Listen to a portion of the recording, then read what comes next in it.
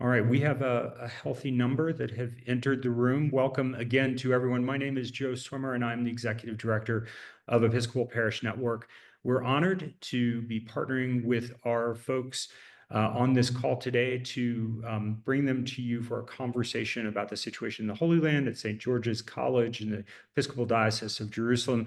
It is wonderful to have this group together, and we're looking forward to a healthy conversation in just a moment. I would like to take a moment to remind everyone that the Episcopal Parish Network's 40th annual conference will be taking place February 25th through 28th, and that we will be gathering in Kansas City in 2025.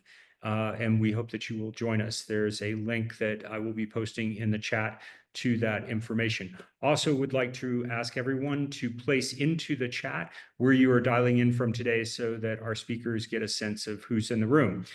Without anything else from me, but wishings for a blessed Advent and a joyous Christmastide when it gets to us, and a note that we will have one more webinar this year on Thursday. It's an Advent meditation with our friends from the Being With group, and we hope you will join us for that. Without anything else from me, I'm going to hand it over to Barclay now. Thank you so much for joining us and wishing everyone a blessed Christmas. Barclay, to you. Thank you, Joe, and thanks to your team at the Episcopal Parish Network. What a gift EPN is to the broader church in the United States and even to the broader communion. It's a real blessing for you all to host this webinar for us. My name is the Reverend Barclay Thompson. I am the rector of St. Mark's Episcopal Church in Little Rock, Arkansas, but most importantly for today, I also am honored to serve as the president of the North American Committee for St. George's College, Jerusalem. I have with me here on our panel three other friends and colleagues. First, Archbishop Hosam Naoum, who is the primate over the province of Jerusalem and the Middle East, which of course includes not only the Diocese of Jerusalem, but also the Diocese of Cyprus and the Gulf and the Diocese of Iran.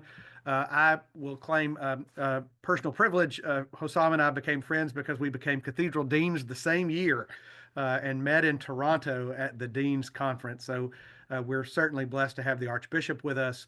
Dean Richard Sewell, priest of the Church of England, and also our beloved Dean at St. George's College, Jerusalem, is with us. And then the Reverend Della Wager-Wells, who has been not only a Porter Fellow at St. George's College, but is on our executive committee of NAC, the North American Committee for St. George's, and serves as the rector of Emmanuel Church in Newport, Rhode Island. So it's great to have all of these friends and colleagues, even under these most difficult circumstances. I don't want to take any more time with introductions. So Archbishop, I'd love to just pass things over to you. If you could talk to us a little bit, just what your experience is like these days since October 7th of 2023. What have been the challenges facing the diocese? What is it like to live in the land of the Holy One and proclaim the gospel in these difficult days? Thank you very much. And again, it's wonderful to be with you all, and wonderful to see so many familiar faces, those who have been on the path of pilgrimage and the path of ministry within the Diocese of Jerusalem and our partners around the world, and especially in North America and in the Episcopal Church, the Anglican Church in Canada, and many other parts of the world. I'm really delighted to be hosted tonight by you, Father Barclay, and thank you very much for everything you do for the college, for the diocese, and for your own ministry as well. As you know, many of you have been following what's going on in our region. Maybe this is not the first time like something like this happens, but this time has been quite painful, devastating, and the war has eaten, as we say, the green and the dry. In many places, many innocent lives have been lost. So much displacement, so much killing and violence, and unfortunately things continue to unfold. Every time we say it's gonna come to an end, we come to a ceasefire, and we hope that things will go to the direction of a peaceful resolution. Another thing happens and interrupts that procedure. Nonetheless, we are very much determined to continue to be a voice of reconciliation, a voice for peace building and bridge building within our communities, as Christians and as Anglicans here in the land of the Holy One. That's our mission. That's our gospel. That's the good news that we bring to the people around us. And through our institutions, whether it's hospitals, clinics, schools, and certainly St. George's College, one of those institutions, and congregations, we are really trying to show the love of Christ to everyone in our region. The hospital in Gaza, for example, has been absolutely a light in darkness. And the theme of Christmas, the incarnation has really kind of given us that light, that true light, eternal light shining in our midst 2,000 years ago. I think we just kind of re-echo and reflect that light through such ministries. We know that, with all the difficulties that are taking place in our region, the Diocese of Jerusalem continues to serve those who are in need, those who are marginalized, and those who are devastated by the conflict that we are witnessing right now. And I think this is, the mission that we are entrusted to do. And I would just want to take really this opportunity to thank each and every one of our siblings in Christ, wherever they are, for their support, for standing with the Diocese of Jerusalem, with their siblings in the Holy Land, Christians, the living stones of the Holy Land, in their ministry. And I have to say, with everything that is going around us, we never felt that we are alone. The enormous prayers, the messages, the support, in so many different ways, have just been God-giving gift and blessing to the Diocese of Jerusalem, that we continue to do the work we do. We continue to smile. We continue to be, Christ-like in such situations. I know that we can go on for a long time talking about the situation, but I want you to know that the Diocese of Jerusalem continues to be healthy, continues to be resilient and tenacious in these times, because of you, because of so many friends around the world who are on their knees praying for peace and for the siblings in the land of the Holy One. Thank you so much. Would you speak a little bit, and then I want to also ask the same question of Dean Richard, but you mentioned all of the institutions in the Holy Land and how they work together. Speak a little bit about St. George's College specifically, and how you see its role in times of stability and also in times of stress. You're talking about something so dear to my heart, because for 20 years I lived in the college premises.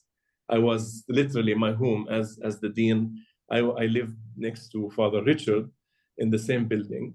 And every day, in my office, from the window of my office, I see the college. I know it's different today without its living stones, like those pilgrims and students who used to kind of be noisy as they go to the chapel or to the refectory or to different places within the close, at St. George's.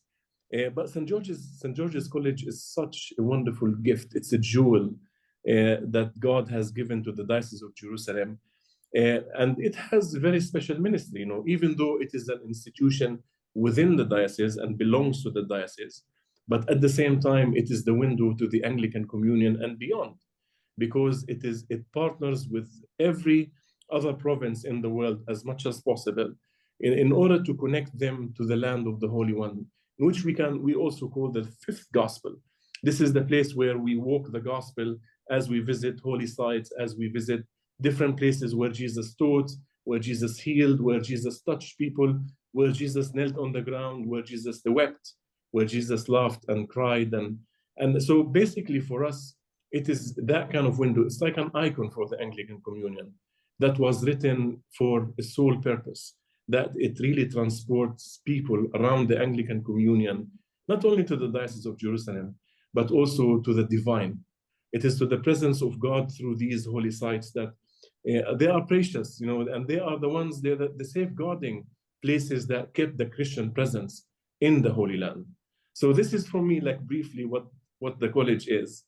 And I know that, before too long, we will continue and we will resume welcoming people from around the world so that it becomes noisy again, it becomes joyful again, and we have more mouths to sing the praises of God in the chapel and in the cathedral as well.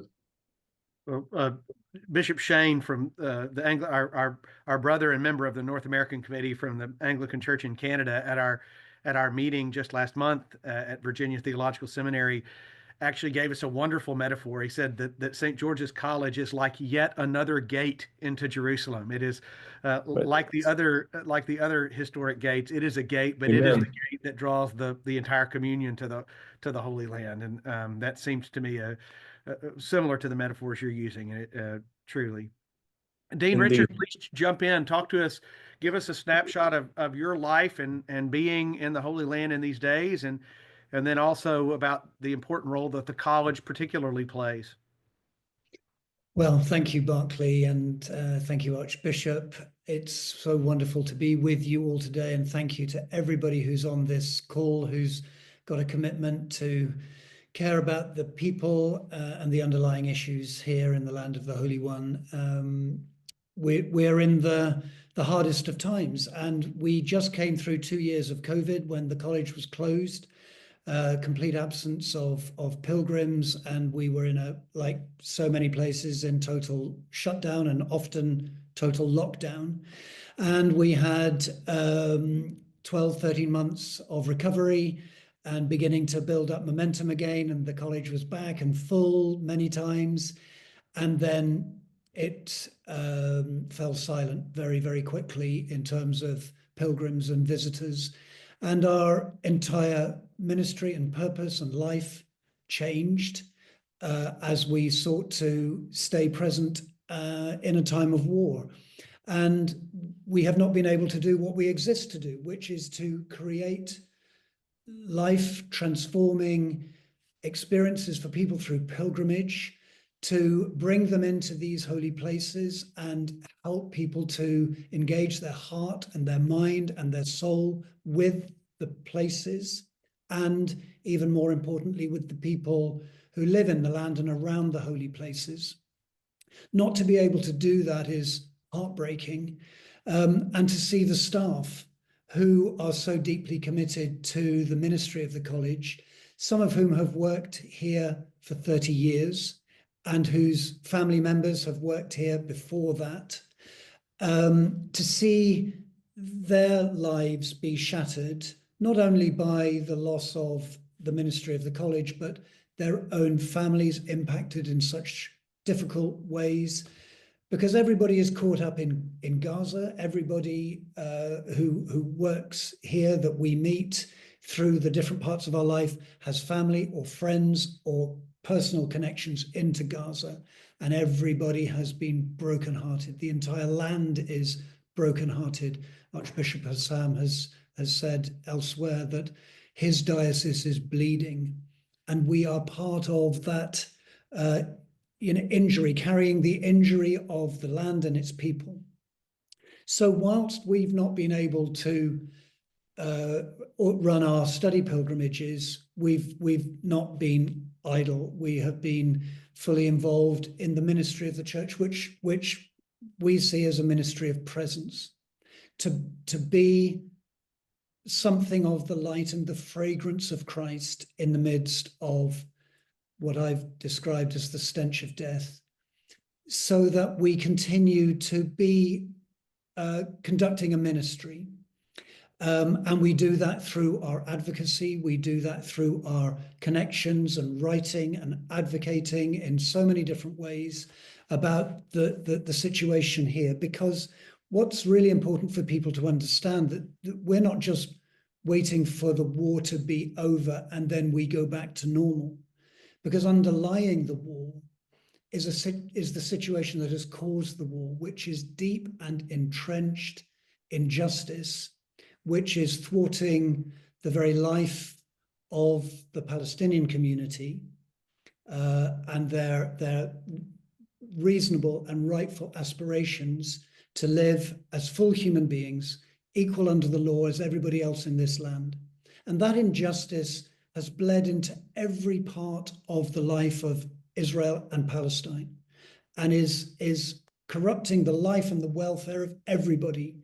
And while the war must stop, and we must stop this terrible killing, we need to get beyond. The harder task, in a way, is to deal with the root causes.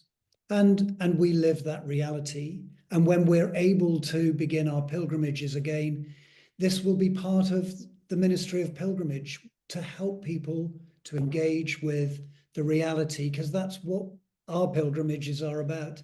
They're not just existing 6 inches off the ground, floating around to the holy places, Right. but engaging with the real social, political, lived experience of Christians, yes, first and foremost, but also our brothers and sisters who are Muslims and Jews here in this land.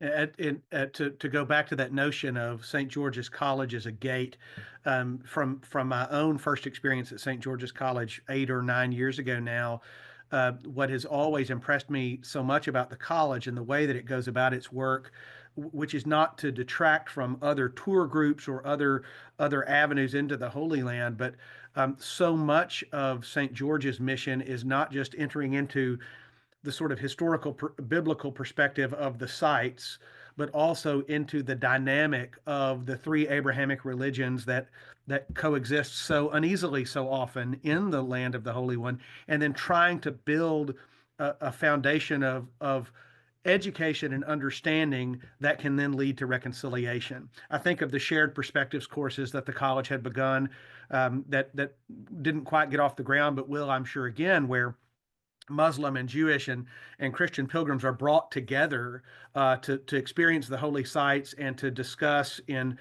open contexts and in trusting contexts. To me, the college is the way that we educate the Anglican world. Again, not just about the fact that Jesus walked around the Sea of Galilee, but the way in which the people of God must be able to live together in peace and understanding and justice in the Holy Land. And no one else does that quite in the way that the college does, and with that emphasis that the college provides. Della, let's go to you. Talk to us a little bit. You have as someone from this side of the pond who has not just been on pilgrimage, but who has actually lived at the college, who has done that work for an extended period of time. Talk to us about your perspective about not only the role of the college in the Holy Land, but your hopes for the Holy Land and the college within it. Living as the Porter Fellow for the academic year after my second career, obviously, seminary training in 2018 was the privilege of a lifetime. And while I recognize that there's no way for my experience to approximate the difficulties that everyone is in now, that are in right now, I can't even imagine. The only viewfinder I have into that was I traveled to Amman for a women's conference with the group, including then Anglican Alliance co-director Rachel Carnegie and Shafika and others, Dewani and others. And I was with a group of women who were about my age, middle 50s to middle 60s. And they were Palestinian Christians and I was an American Christian. And just in those days in relative peace, there was a real difference, and that everyone could perceive in how we were treated as the border. So that's my experience and my lens into what's going on now. And obviously I haven't been there, but what I'd like to speak of specifically is the college is our home in the Holy Lands. This is not a private tour company. It's an Anglican communion resource that stands there with a welcoming light on and a place for people to connect in a real way to Jerusalem and to the Holy Lands, and to have experiences with, as Archbishop Hosam calls them, the living stones, and to engage fully with what is an embodied prayer. And Archbishop Hosam speaks so eloquently about that, about how when we walk the fifth gospel, the land of the Holy One, we not only travel in Jesus's footsteps and understand the temperature of the air, the height of the mountains, the dryness or the greenery, what is going on, but it's also being that close to the divine and touching the divine. And it was an embodied experience. My very first days in Jerusalem, I learned to walk to the old city, and for me, I'm very directionally challenged. Most of you know that about me, but I learned to get out either on the College Gate side down Salahadin or on the Nablus Road side to go to Damascus Gate. Either gate worked for me. But to walk through all of those shops and to put together, as Dean Richard and I did with Mary June, course director Mary June, around this time in 2018, I think, when we were getting ready for the Christmas Bazaar. And so we had decided among us that we were going to I was going to make a chocolate cake. I think Richard was making brownies or date balls. Mary June was making something else. And then along the way, we determined that we would make spaghetti for the then dean's daughter who wasn't well. And so I went out on a shopping expedition. And here's the prayer. Here's the prayer part. I went to probably 9 different stores to get the things we needed. And everywhere was just a delightful connection. And I still feel deeply connected in all those places, all over on Nablus Road, on Salahadin, deep into the city. But everybody was concerned to know what we were making and what we needed. And each part contributed to that. And that was Jewish, that was Muslim, that was Christian, and it was all deeply connected and in a common purpose that was ultimately baked together into that cake that we made at the end of the day. And it is, that's how I experienced the Holy Land, is that all of those voices and all of those connections help us to understand a spectrum of God that we'd never know. And if we're each made in God's image and we don't interact that way, I think we just miss that. St. George's is a unique opportunity for us to connect in that way and to maintain those connections. And it's like the Anglican Center in Rome. It's like the Anglican Communion Office. It's like the Anglican Center at the base of the Camino on the Episcopal side. And that is something that just can't be reproduced in another way. And it is something we hold and treasure in our hearts, and something we ache for in these times, and something that always binds us to stay in dialogue and do what we can to help. Thank you, Della. That's so well said. We'll come back towards the end of the webinar to St. George's College and the ways in which we can all help to ensure that that the college thrives and flourishes, not only through this crisis but beyond. But I do encourage. We're getting some questions. We have for the next section of the webinar. We want to take your questions. Please put those in the chat, and I will address them with our panelists. We'll start with the Archbishop and then can go around to Richard and Della. Feel free to jump in too. But the first question is, Archbishop, how might one open the eyes and hearts of Zionist Christians who don't or won't understand the plight of Palestinians in the land? What would you encourage us to say in the United States and in Great Britain and Canada and elsewhere in the communion to help to educate and help Christians, particularly Zionist-leaning Christians, to understand and empathize with our Palestinian siblings? Indeed, like this has been like really on the heart of Palestinian Christians for so many years, and especially like I would say like in the beginning of the 20th century, for the Diocese of Jerusalem and for many Palestinian Christians in the Holy Land, we want just to kind of bring the message across to everyone around the world that not only Zionist Christians, Zionist Christians maybe is a group or is an ideology that kind of has a special agenda. But, we need to realize that, whoever is a Christian is part of the family, whether they have views that we disagree with or, so it's not like kind of, let me say, like we are on a different boat or we are on a different let me say, family. We are all the body of Christ. We differ with one another. We have different viewpoints, and we realize that. But one thing that I would want to tell, as much as I've been telling for many, many years, those who have views that not only neglect the Christian presence in Palestine, but also they have not much on their agenda, even on their prayers, on their hearts, for local living stones in the Holy Land. What we would like to say is that we want them to come and see and to experience church life in the Holy Land. To see their siblings, Christians who are living there, not in order to change their views that they should love Palestinians more than others in the area, but we want them to see that like their story is missing a very important component of their siblings in that part of the world. And I have to say, like, selfishly speaking, being Christian, I would expect like my Christian brothers and sisters at least to hear me and to have a relationship with me. That's kind of understanding that we want to develop, and that's why we are not enemies. We are not, as I said, like polarized.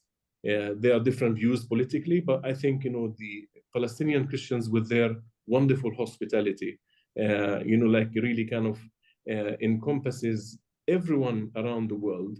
But of course, we differ on so many issues, politically and theologically speaking, when it comes to the theology of the land and the expense that Palestinian Christians have to pay because of these ideologies of neglection, of just kind of not seen even on anybody's agenda or heart. So that's I think like we are reaching out, and I think even now more than ever, we will be reaching out even the more to evangelical Christians, like Zionist Christians, or whatever the term is used, because I honestly speaking, I don't believe, like, kind of personally speaking, that people have the ideologies. Zionist Christianity in our own tradition is not foreign to the Holy Land, because, we know where Zion is. Zion means Jerusalem. I know that it has been polarized or used for certain groups to categorize people, but we, at the end of the day, we are all Christians. We all belong to the one family. And the least that we Palestinian Christians would expect from our siblings around the world is to listen to our story and not to be kind of just simply ignored totally to our plight and the things that we have endured because of the occupation, because of so many other things that really kind of ensnare us. Well, and Archbishop, we are all aware that you personally are one of the 2 or 3 primary voices for our Palestinian Christian sisters and brothers, and know that we keep you in prayer daily. And if there's anything that we can do now and as time goes on to help you amplify your voice, all you need to do is say the word. We hope this is one of those forums in which we can do that. But thank you. We pray for you. Dean Richard, would you add anything to what the Archbishop's offered? In a way, I would want to reiterate and amplify that. I think the first thing I would say to, if you like to say, a Zionist Christian who has certain political views about who the land belongs to, is listen to the voice of the Christians who live in the land and who have been the unbroken Christian witness from the time of Jesus Christ and the first disciples and apostles who took the message of the light of the gospel from this land to everywhere else. And without that witness, there would be no Christianity in Europe, in the UK, in North America, in Latin America, because the first Christians believed in sharing the gospel. It reached to the ends of the earth. And then for those people at the ends of the earth to dismiss or to make invisible the lives of those who have carried the light in the land ever since is profoundly diminishing, and also diminishes themselves, because they are missing out on a beautiful account of what it means to be a Christian for those who live amongst the hills and the ways and the rivers and the sea, the mountains and the valleys of this land where Jesus walked, where the prophets prophesied. It's about being open-hearted and maybe going beyond your ideological framework that says, I believe this, to have open ears and open eyes to see what is before you. And then people will be enriched, even if they don't change their mind about the political situation, they will have their heart changed by what they hear. And I think the making invisible of Palestine and Palestinians and their right to be and to express themselves and their faith is what we do most readily. I continually have to remind people that they have not been on pilgrimage to Israel. They have been on pilgrimage to Israel and Palestine, and that there are many different peoples who live here, and that they need to come in order to experience the fullness of that experience, and they will be deeply enriched. We have another question that really speaks to conditions on the ground. What presently are the outlets for speaking publicly or privately for Palestinians, either Palestinian Israelis or Palestinians in the West Bank? I think we know that in Gaza, the opportunity to speak beyond Gaza itself is severely limited. But what do you all find day to day? What are the outlets for communication, for protest, for making their reality known among Palestinians in the Holy Land in the midst of this current crisis? Yeah, thank you. Like one of the things that like really kind of changed the DNA of the Holy Land since October 7th is the deep mistrust that took place between different communities, and it has been a great loss. So I think I've said this before. One of the kind of, I would say, the most, I would say, deepest victim of the conflict and war in the Holy Land is trust. And it has been really devastating when it comes to relationships, especially within the State of Israel, within the West Bank, and back and forth between the two, and certainly with Gaza.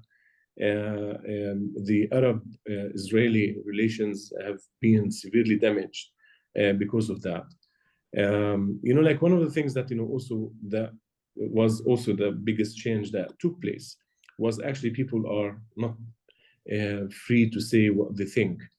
That's on the one hand. On the other hand, even any voices of moderation and reconciliation were rejected totally and seen as an act of betrayal on every side. And that's why I would say, like, like these outlets of communications have diminished, I would say, like, significantly since that time. But at the same time, our biggest, I would say, audience and the supporters are actually our churches and partners around the world. And certainly we also have the governments that we speak to around the area as well. So today I was, for example, present with King Abdullah of Jordan, and I actually delivered a speech there today on behalf of the Christian community as well, in order to explain the plight of Christians and also to reflect, the challenges that we face in these difficult times. So we have great support from some of the leaders in the area around us, and also certainly I would say the diplomatic corps in Jerusalem and beyond, whether it's the US or the European Union or many other Western countries that are listening to the voice of Christians in the Holy Land, especially at these times. And we have also many partners of humanitarian relief and aid, and of course, there are many people wanting to help and to offer assistance to, especially to Gaza and like the hospital, for example, like our hospital there and our institutions for that matter. So basically, I think we are looking in ways in which we can really share the story of the church and the Christian community and and the people at large of what is taking place at this time. But these are all very limited. And also we are limited in what we can as well say, so that we are not misunderstood, that we support, let's say, blindly the state of Israel over what's happening in Palestine, or supporting Palestinians, or even for that matter, when it comes to Gaza, the so-called terrorism in Gaza, supporting like that. So whatever you say is so complex, so conflictual and controversial. So we need to be very wise as we, like we say, walk out through difficult situations. We need to be very wise, and at the same time be true to our calling as Christians. We need to be gatherers rather than dividers at these difficult times. So this is just only a glimpse of the challenges that we have to live every day, and the pressure that we have on every side. Thank you, Archbishop. Richard, could you maybe speak, that we've got a couple of people asking about Alice Casilla, about Lion Nasir. Can you tell, you've been in touch with families and some of those who have actually experienced detention, with some wonderful and joyous outcomes recently to some of those situations. Can you speak a little bit to that? Yes. One of the happiest days of the last year and 3 months was on Sunday afternoon, when Julianne, my wife, and I were able to drive to visit Leanne Nazir and her family in Berzeit, just outside Ramallah in the West Bank. And Leanne was in administrative detention for 8 months. It was an horrendous experience. She had virtually no contact with anybody outside. She literally did not know what was happening in the world, in her world, with her family for that entire time. And we've been advocating for her release, and many people, names that I see on the list of people posting questions, I know we've been advocating together through every possible channel to raise the injustice of keeping Leanne in administrative detention, no charge, no trial, no recourse to any justice at all.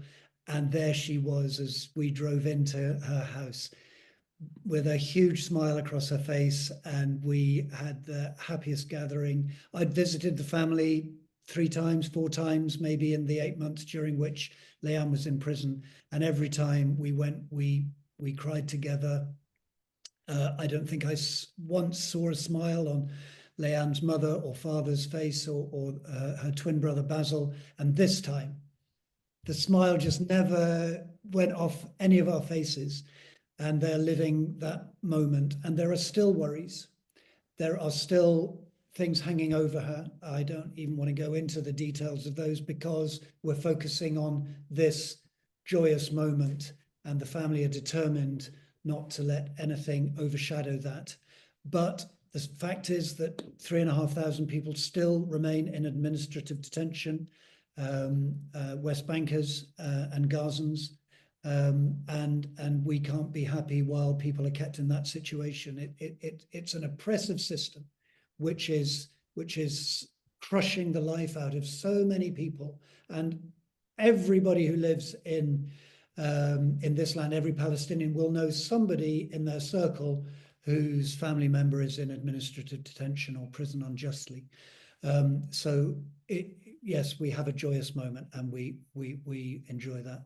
And then Alice Casilla in the Mahrou Valley, just outside Bethlehem, her family have had their farm taken away from them. They are working hard through legal processes to gain it back, and we are feeling optimistic that there is a chance. The hearing is, I think, on the 1st of January, where it may or may not get decided. But what over and over comes through is the extraordinary strength of the people who are in the firing line, and people like me who are simply able to support and advocate are so overwhelmed by the strength of character and the determination and the faith that they will come through. And that's what I want to honor, is their determination not to be beaten down.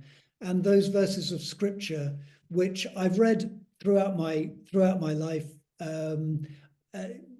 without meaning to too much, have come to life because going through these times of hardship and suffering and of being beaten down and threatened in so many ways, but where St. Paul says, but we survive, rooted in faith and love in Christ. Those passages have absolutely come to full color in my understanding through this experience. And the love and the care and the prayers of the global Christian community are so important because, as Archbishop Hosam said, through all of this, we have not felt alone. We felt abandoned, especially by political leaders and sometimes by church leaders, but by so many people at the grassroots level in every land. We feel seen and heard and supported, and that is so precious. Well, you most definitely and consistently have that prayerful support. We have some questions about, we hear so much about Gaza still, of course, but talk to us a little bit about what conditions are like for those in the West Bank. And I would add to that, because we really don't hear about this, about some majority Palestinian areas like Archbishop Nazareth. And tell us what daily life is like these days for folks in those areas. Yeah, Nazareth is in the heart of Galilee, and now it's coming more closer to my home as where I grew up as a child. I'm originally from that area, from Galilee. Nowadays, things are kind of going okay after the ceasefire with Lebanon, because like the North Galilee and the North was deeply affected by the Lebanese-Israeli war. With the rockets exchange between the two places, and we had family on either side, on both sides, of the border, whether with the Lebanese who are part of our congregations, and also on this side, in the Galilee side in Israel, at the same thing. My family, including my family, I remember I had a couple of meetings in Nazareth where I had to go down to the shelter after some sirens took off, and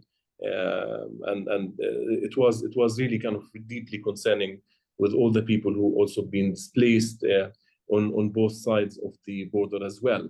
Now it's much better, because like with the ceasefire, so there's no rockets, there's no firing happening, but people are still trying to wake up from the shock itself and the trauma that took place.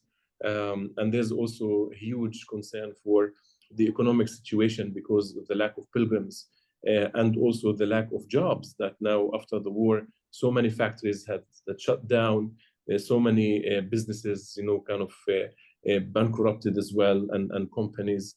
We're talking about over 100,000 companies closed down during the past year in Israel proper. Of course, in other places, there are also different statistics, but since we talk about Nazareth now, I think, people at the same time, the other thing that, is taking place is because of the poverty, there's also a very rising number of violence, domestic violence, and that's also devastating on the other hand. Like our communities, they continue to kind of do their ministry, and I will be worshiping actually in Nazareth this Sunday. So I will be worshiping with our community there at Christ Church with Father Nail. And after that, we have also Christmas carols and lessons in Shaf Amr at St. Paul's, my home parish. So like people still, like life still goes on, and people are hopeful now more than ever that there will be a ceasefire in Gaza, which will also contribute to a further settlement and going back to some kind of normalcy in the next few weeks. So hopefully there's, cross fingers, of course, there are talks about, like a ceasefire in the next couple of weeks. So hopefully before the end of the year, that will also be solved. And hopefully with the beginning of the new year, the new opportunities and new hopes will be coming to our side, hopefully.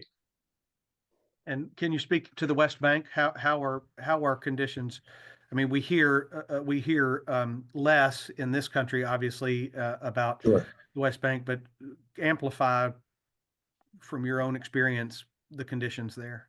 Yeah, the conditions there are like far worse than any other place. Like after Gaza, I think this is where, as you said, like people don't speak much about what's going on in the West Bank.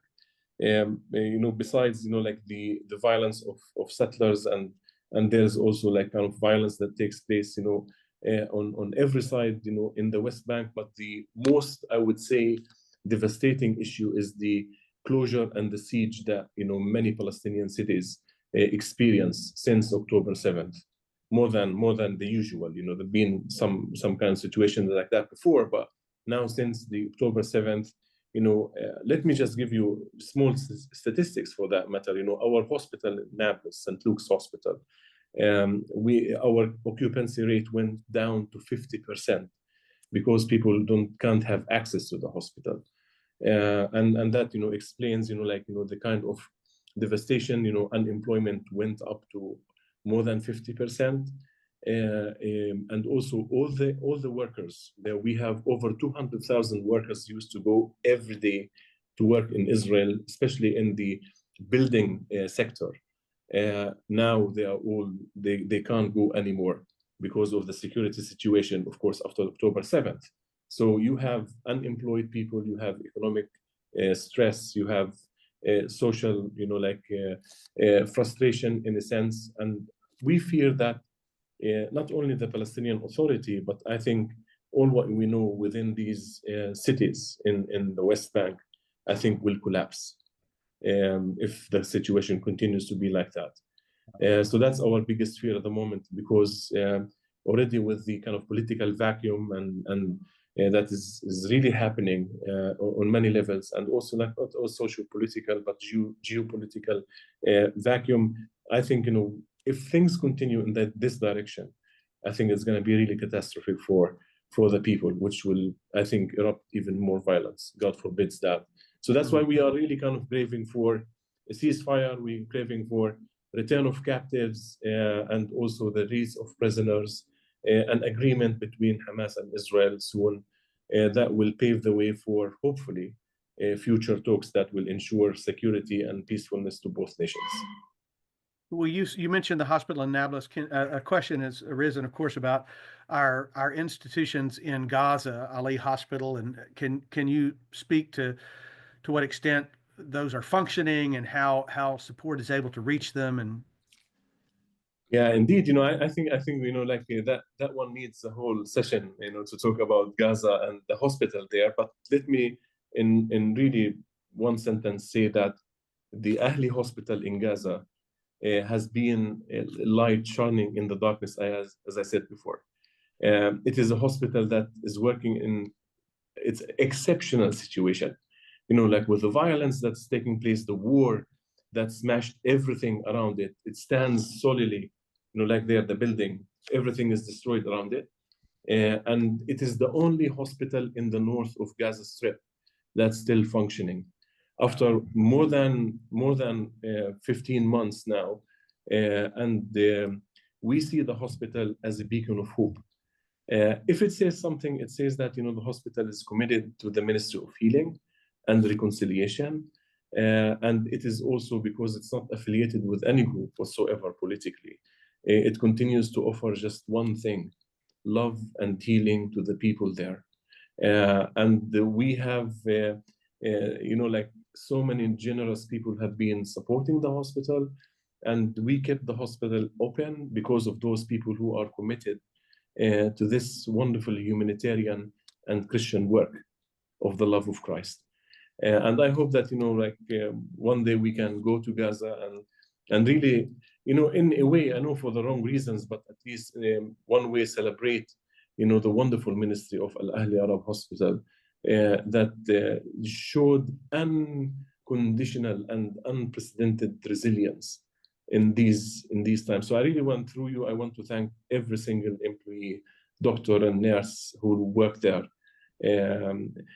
who have really shown absolutely wonderful commitment to life and to file in its fullness, as we have experience that as Christians. Thank you. Dean Richard, speaking of employees, so many people on this webinar, the Palestinians with whom we are in personal relationship are the staff of St. George's College. And we've had a couple of questions. Could you share with us, how is the staff doing?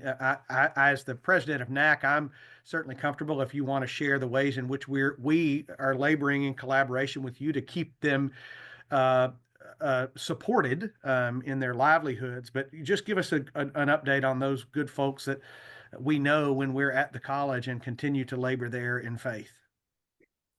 Well, thank God, all our staff are still here. It was my greatest aim and intention through all of this that I wouldn't have to make any of them redundant. And through the grace of God and through the reserves held for us, which are managed by the North American Committee, we have been able to do that. But it has meant that we have had to dig deep to do that. We have had to cut the hours of half the staff, and that's very, very painful. It's expensive living in this land, and inflation has been through the roof, very high, not through the roof, but high for these last few years, even before the war. And for me, that's so important, because we talk about the college and the staff being a family, and then you can't just turn around when things get tough and say, but we don't need that part of our family anymore. And so thank God we have been able to do that. But part of the reason for launching the Let Light Shine campaign is because we can't do that indefinitely, because there is an end to the resources that we've got. And I don't want to reach the point where the barrel is empty, because every one of our staff is supporting their wider family. And with so many people made redundant, laid off in other walks of life, anybody who is in employment is supporting others beyond their own family.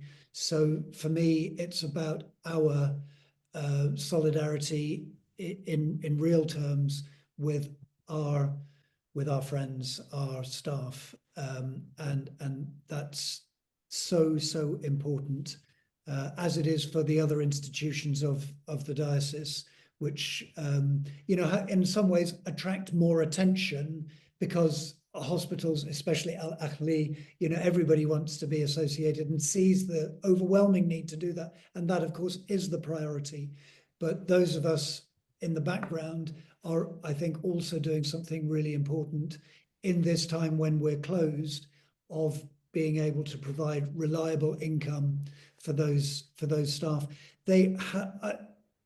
My staff are wonderful, and they are so determined and strong, but there have been days when I have seen them really dejected, when we've come in and talked about the events of the previous night, the things we've seen on television, heard on the news, stories, personal stories we've heard, and people have been really dejected.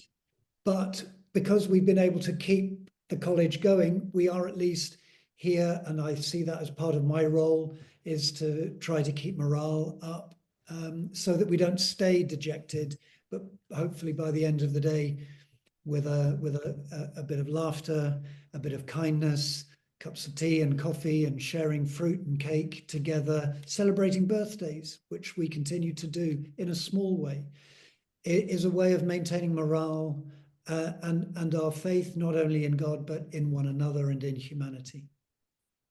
Well, as our time winds down, I want to just repeat here what I said at our dinner at Virginia Theological Seminary last month.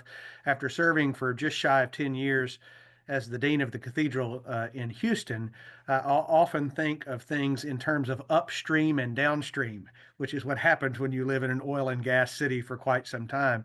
What I think is so remarkable about St. George's is that it's upstream. So the downstream needs right now are the needs of the hospitals and the needs of the institutions that are in Nablus, that are the institutions that are doing frontline work. The college continues to be a downstream institution as you and as Rodney and as others provide online and through other outlets. You continue to educate, you continue to form, not only about conditions that are there now, but about the rich history and theology of the land. But we're also quintessentially, the college is the upstream institution of the diocese, and as Della said, really of the communion. We are the place that, looking ahead beyond this crisis, will continue to be the locus for shared understanding, for reconciliation work, to make people aware of the complexities of what it is to be in relationship in the Holy Land. And that's why, of course, we've launched the Let Light Shine campaign. Our goal, because we supported the college in the same way through COVID, we're recognizing that to prepare for, in addition to preparing for the present crisis, responding to the present crisis, we must always be thinking about the next crisis.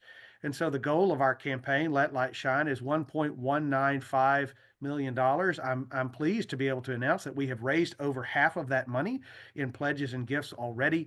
What I thought I would do here, as we have a minute left, is Archbishop ask you to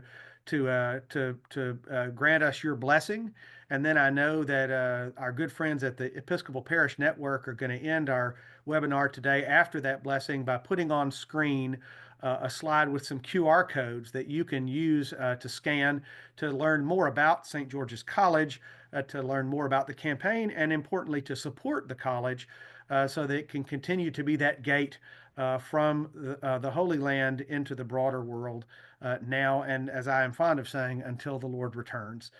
So thank you again. Della, thank you. Dean Richard, thank you. Thanks to the EPN Network, and of course, Archbishop Hosam. For you to go from your audience with the King to be with us is really, really special for all of us. And I would ask that you would close us with your blessing.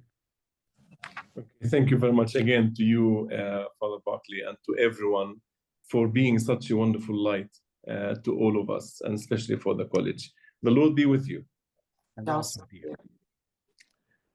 And the peace of God, which passes all understanding, keep your hearts and minds in the knowledge and love of God and of His Son, Jesus Christ, our Lord. And the blessing of God Almighty, the Father, the Son, and the Holy Spirit be among you and remain with you always. Amen. You now have that slide on your screen. We thank all of the dozens and dozens of friends and faithful who support the college and the Church in the Holy Land for being with us today. I know that EPN offers other webinars on other topics of import. I hope that you will frequent their website and participate as time goes on. Blessings all, and thank you for joining us today.